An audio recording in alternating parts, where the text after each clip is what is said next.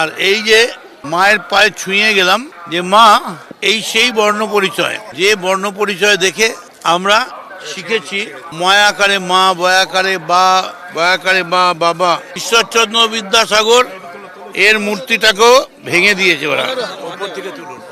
এইটা আমরা প্রত্যেকটা বাড়িতে বাড়িতে দেবো। এটা আমরা আমাদের ক্যাম্পেনের একটা মেন জায়গা করছি।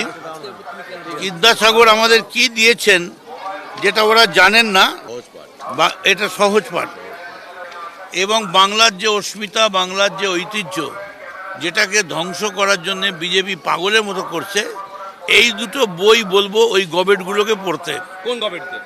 ওই বিজেপির দুটো গবেট আছে, একটা মোদি আর একটা অমিত শাহ। এই দুটো বই আমরা প্রত্যেকটা বাড়িতে পৌঁছে দেবো। রবীন্দ্রনাথ বিদ্যাসাগরকে হাতে নিয়ে প্রচার।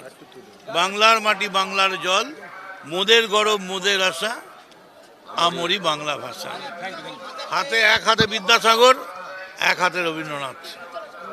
আমরা মারামারি করব না, লড়াই করব না। ওরা যত গালাগাল দেবে আমরা তত বিদ্যাসাগর আর রবীন্দ্রনাথকে তুলে দেব। ভবানীপুরে আজকে শুভেন্দু অধিকারী যখন গেছিল